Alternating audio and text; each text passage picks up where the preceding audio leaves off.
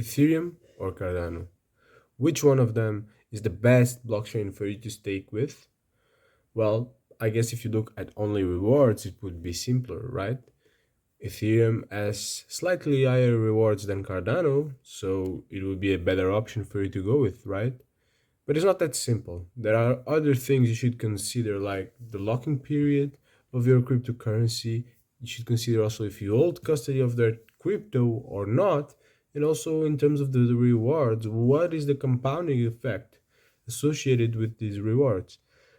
Within many more things that we'll cover on this video, because in this video we'll try to make an impartial analysis of both models of staking, the Ethereum and the Cardano one, compare them so that you know which one of these models is the best fit for you.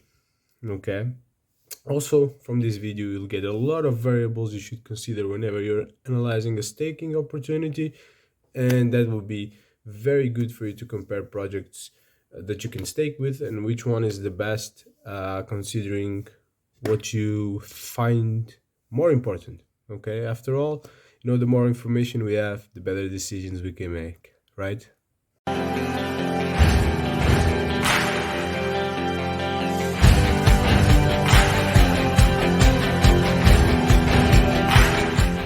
Let's go. Let's dive deep into this comparison between ADA and Ethereum staking model. And to do that, I'll just show you one of the images I've recently shared in my Twitter at Nation. Okay, guys. Comparing these two models in the most important aspects, I think. So it's something, I'll leave a link in the description if you want to take a look. Yeah. And don't forget, nothing in this video is financial advice, just educational content, okay guys? And today we'll go through a very specific thing that is like the staking models of projects, of cryptocurrency projects. But of course we have some more general videos about cryptocurrency projects, especially videos that are useful for when you are researching them. And I'll leave one video here above that is 9 crypto red flags, and that's something you should always consider in your research, and it's very easy to do and apply, so I think it can be very useful, guys. But yeah, coming back to the staking, one of the most important things when we talk about staking are rewards. That's the first thing that comes to mind of everyone, so here couldn't be different, and that's why I have this website, Staking Rewards, very interesting website that shows you the rewards you should expect for the biggest and the major cryptocurrency projects. So I'll leave the link in the description for you to check out, because certainly important and valuable. And here, of course, at the top we have both Ethereum and Cardano. Okay, and here the reward ratio is very similar for both projects, but Ethereum rewards are a bit higher than Cardano rewards with 3.89%, while for Cardano we have 3.32% of rewards. Okay guys, this is estimate they have about the rewards you should earn in a year, calculated with real-time blockchain data. But of course this is just an estimate, so it can vary a little bit. And also in terms of Ethereum, the mechanism is pretty complicated, because you have the burn, and that changes the issuance of the Ethereum, so it's also something important to remind people of course. But yeah, if you look at rewards and you're just interested in the cryptocurrency amount, Ethereum is slightly better than Cardano, then you should go with that. But if you're someone who also cares about the price, either in US dollar or any other kind of fiat currency, there are other things you should consider. Okay, you should consider what is the potential price appreciation of each of these projects, in my opinion. And for Ethereum, this price appreciation is significant. I think Ethereum is being able to attract a lot of institutional investors, and those guys have money, and they'll naturally be able to, create a great price appreciation for Ethereum if they start investing. So that's something very important to consider. Then looking at Cardano, Cardano has had a lot of developments recently. There are a lot of the apps launching. Smart contracts were launched kind of recently, And besides that, there's also stable coins coming. There are a lot of developments in the Cardano ecosystem, and I do think we are very likely to see a DeFi boom in Cardano in the next bull market. Okay, and with the DeFi boom, a lot of demand for the token comes, and a lot of price appreciation will be expected. Okay, so I do think both projects have a lot of bullish development, bullish catalysts that should reflect on their price. And the thing that will make the difference, in my opinion, is the market cap. Okay, Cardano, as you can see here, has a much lower market cap than Ethereum. So it's much easier to move the price of Cardano than of Ethereum. Okay, so naturally, I do think due to that, Cardano will likely have a higher price appreciation than Ethereum, while Ethereum will be a more established project, meaning that it won't have as much volatility as altcoins such as Cardano. So in a bear market, it won't drop as much in percentage time terms, and in the bull market, it won't increase as much in percentage terms. So I think that's also something very important to consider when you're looking at your staking and at the staking of both projects in terms of rewards. But coming back here to this image, another super important topic is the stake locking, guys. Okay, what is the stake locking period of your project? Okay, for Cardano, there's no period of where you need to lock your stake. Your stake is always unlocked. You can always get your crypto back and use it. In fact, you don't even need to unstake it. If you have crypto that is staked and delegated to a certain pool, you can actually spend it. You can actually buy an NFT with it or buy another cryptocurrency in the ADA ecosystem. And how it works is that as you spend it, it automatically gets unstaked and it goes to the rightful owner. Okay, so very simple and a very useful feature of the Cardano ecosystem that makes things easier, and that allows you to gain rewards without having to let go of liquidity, which I think is very valuable. In terms of Ethereum, the stake is locked. Okay, you lock the stake with the validator node, and it will be used to validate the blockchain, so you won't be able to access it. And right now, it's not possible to unlock Ethereum. We are waiting for an upgrade, future upgrade of Ethereum to be able to unlock it, and we are not 100% sure when that upgrade comes. So that's a significant downside, at least for this moment, that you need to consider, is that your stake will be locked and you won't be sure whenever you can get it back. So if you need money by any reason, this won't be money you'll be able to access for sure. Okay. In terms of another thing you should consider is the minimum stake. Okay, what is the minimum stake you need to be able to stake and gain rewards? For Cardano, there's no minimum stake. As long as you have some ADA in your wallet, you can delegate it to a pool and you'll get the corresponding rewards. Okay. In Ethereum, it's a bit more complicated. Okay, the minimum stake you need to create your own validator and have your cryptocurrency under your control and maximize the rewards is 32 Ethereum. Okay, guys.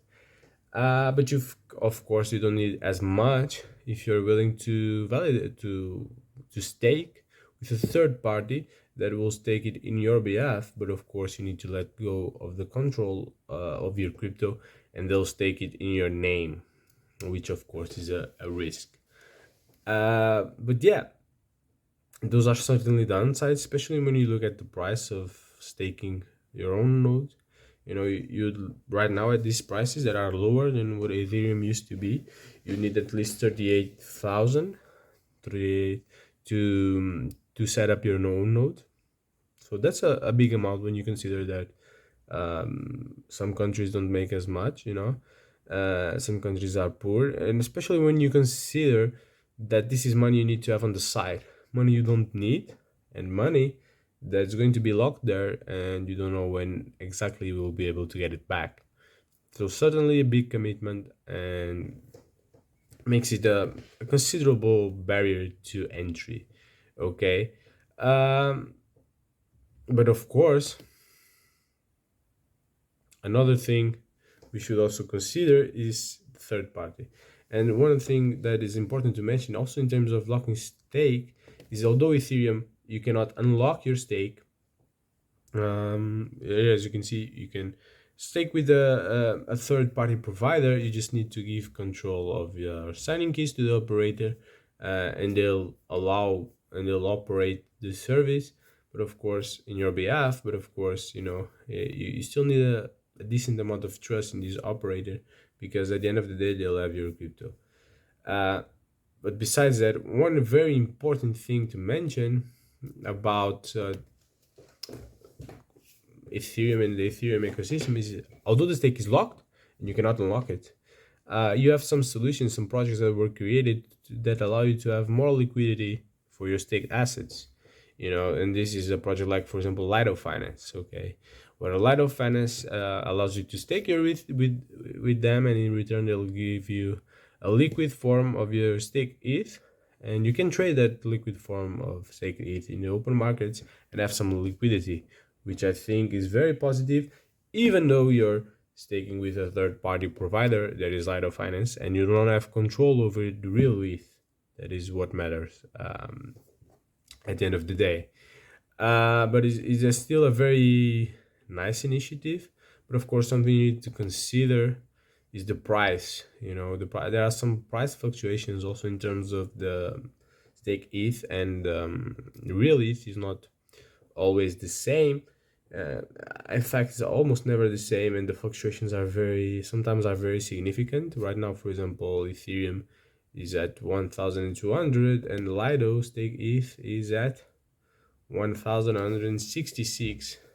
Okay, so like a 64 right now. It's always changing. It's kind of volatile, as you can see here, during the day. But yeah, it's a big difference in terms of a significant difference in terms of price, and it can even, and sometimes across time, and so it can diverge even more. So it's something you should definitely take into consideration. Okay, another thing you should always look at is the rewards. Okay, are your rewards compounding? In this case, for both projects, they are. What does it mean by the rewards compounding? Basically, the rewards that you're getting are added to your stake. Okay, so imagine you have 1,000 and you earn €3. You put it back into your stake, and in the next period you'll have 1,003 euros, and that will be the amount you'll get rewarded on, and the rewards will grow, which I think is very positive. And both projects have that, and that allows for the power of compounding to work in our favor, guys. So very valuable. But besides that, it's the custody of the funds, the custody of the crypto is really important. Who's holding the crypto? In this case, in Cardano, you are the holder of the crypto. You remain with the custody of the funds, and as I told you, they are in your wallet. They are staked there. But the best part is also you can use them to buy an NFT, to buy cryptocurrencies, to buy whatever you want. And imagine you have 1,000 ADA, and you spend $100 100 ADA in an NFT. You'll keep 900 ADA in your wallet that is staked. You get the NFT, and the other 100 ADA will go to the seller of this NFT. Okay, guys. So that is how it works. In terms of the Ethereum, it's a bit more complicated. Custody either goes to your staking address. So whenever if you chose to go with your own node, you created that node, and as you create the node, you have a staking address. You put your Ethereum there, and the Ethereum will be used to validate the blocks, but it will be locked there unless until we have this upgrade that everyone is so much dying for, I would say. Or you have the other option where you're validating with a third party, and in this case the custody goes to the third party that will put it in the staking address in your name. Okay, guys, so you don't have the custody when you're using Ethereum staking rewards, and I think that's a significant downside. But of course, there's more to say. Another thing we need to look at is the staking method. How can we stake with the different projects? Okay, so with Cardano here, as you can see here, you can select from a lot of stake pools. Okay, So if you go here to Cardano Explorer, I'll show you. You have, for example, here a lot of stake pools you can choose from with some information about them. You can even, many of the stake pools have websites, so you can click on them and you can go learn more about the stake pool, which is very interesting. In Cardano, it's very also nice to see that a lot of stake pools support charitable causes, and they have a certain purpose that they want to achieve, and they at least give part of the funds to that purpose, which is very nice. Besides that, yeah, it can also be a way to support a certain project or a certain influencer if you want to. And for also, uh, let me just open this. For example, this is the website of a pool, but you have a lot of things you could, a lot of more websites to look at. Just a random one I opened. But also, you can get tokens from staking, just because you're staking into a certain pool, you'll be able to some airdrops that you can collect. And sometimes you can even like support a project, stake in their pool, and they will give you their cryptocurrencies and will get the rewards as the bonus for them and as a way to get funding. That's called an ISPO. So there's a lot of things you can do with staking pools in Cardano, and it's very interesting. And you have around 3,000 stake pools, so a lot of decentralization for sure. Okay, in Ethereum, basically either you run your own node, okay. So you put your staking pool there in your stake in your own node, or you pay a third party to run it. So basically, you just give them your stake. You have to pay some fees, and in returns, they will give you the rewards from staking, and yeah, and that's basically how it works. But you won't have, unfortunately, control over your crypto, although you can choose what third party you want to run it with, and what is the third party that you trust the most. Okay, guys, so that's also important. Another thing we need to look at is the technical expertise level we need to actually stake our cryptocurrencies. So for Cardano, if you're delegating, it's super simple. You don't need any kind of technical expertise. You just need to know how to use a computer, honestly. And but if you're setting up your own pool, your own stake pool, it's also pretty simple. You need a little bit more of technical expertise, but there are so many resources out there that even people without technical expertise can assemble their own pool. In fact, I know people that without any kind of technical expertise that have done it, and I know people with technical expertise that have done it, and both said it was very simple project. It was simple to to to to set up the stake pool. The other part was getting the delegates. So yeah, that's always the feedback I'm getting. In terms of Ethereum, you need some technical expertise to set up your own node. It's not an easy process, but you do have some guidance in the Ethereum website, as you can see here. If you want to do your solo staking and know how to set up your own node, you have a lot of resources here that you can look at and you need to consider, because it's not a simple process. Okay. But of course, if you want to set up, like to stake with a third party, it's much simpler. You just, for example, if you want to stake with Coinbase, you just need to go to the Coinbase website and say that you want to stake your ETH and apply there, and you can do it without any kind of technical expertise. You just need to really understand what you're getting into in terms of the locking and in terms of giving the control of your crypto to a third party. Okay.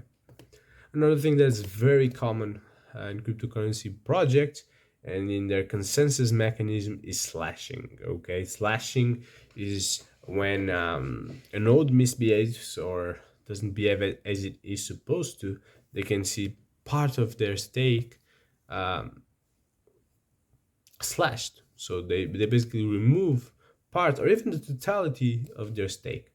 Okay, in Cardano, there is no slashing. Okay, in case you fail to mint a block or you're inactive, other stake pools will take your place, and you'll just be stopped after a while and get a message, hey, what's happening, what's the problem, can you fix it? And if you fix it, you'll be able to mint blocks again. If you don't, then you won't be able to mint blocks. In Ethereum, if you're inactive or your node is not properly working, because it's misconfigured, for example, you can get slashed. Okay, and that's something, is a partial slash, but it's something you should consider, because, for example, if one of if you're sticking with a third party, you're not doing the work yourself. If one of them behave badly, you'll also be slashed, which is negative for you, because you're not even in control of the situation. But even if you're sticking with your own node and you're in control, it's not an easy process to set up, so you need to make sure you set it up right, or else you can get your stake slashed, which is certainly a risk, because it's your hard-earned crypto, so nobody likes to see that.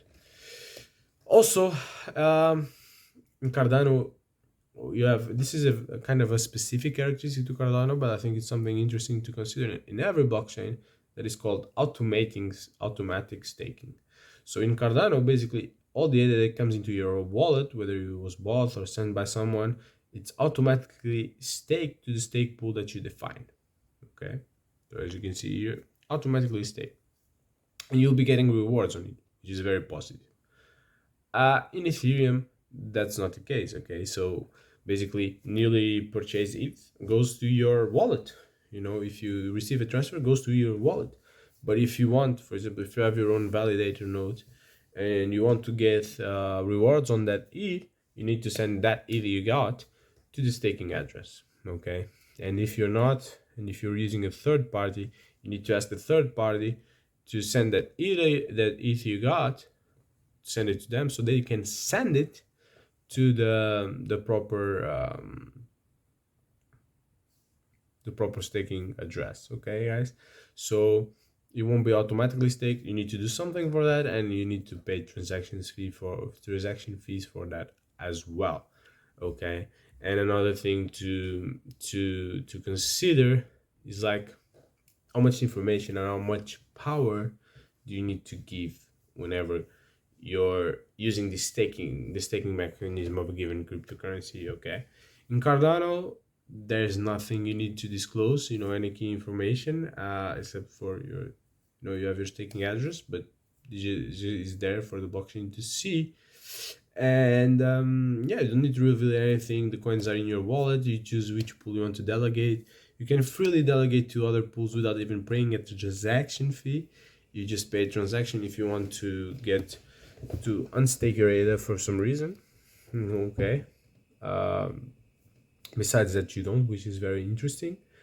In terms of Ethereum, the third parties need your signing keys, or sometimes even in some cases they'll just have your cryptocurrency in their centralized entity like Coinbase, and they'll be in control of it. Okay, so they'll have control over the keys, and they can do whatever they want with their crypto. So that's something you should also consider, because you're giving a significant amount of power to the third party, so there needs to be trust. And right now I think trust in third parties, with all the FTX situation, and even with BlockFi and Celsius, it's down right now, and rightfully so. We want crypto to be decentralized, and that's one of the best characteristics of crypto, is that we don't have to trust other individuals. We don't trust, we verify. That's one of the models, one of the principles of crypto, I would say. So it's a principle we should not lose, for sure. Another thing that's not here, but I think it's very important, is multiple staking. Okay, so like, for example, in Cardano, you have a lot of stake pools, right? And you can choose to stake with more than one pool at the same time. Okay, not in the same account, but within Cardano you have your wallet, and you can create several accounts under the same wallet, send funds to those accounts, and in each account you can choose a different pool to stake with. So if you want to support more than one cause, more than one pool, you can do it through that. Okay. With Ethereum, you also have that power, uh, because you can opt to set up several staking nodes if you want, but that doesn't really make sense. It's better to put more stake in your staking node and increase your stake and the chance you can get chosen to mint blocks. So you can do that, but it's not very effective.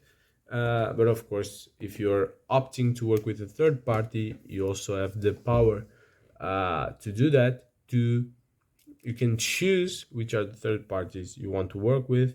Of course, those are completely separate from each other, separate transactions.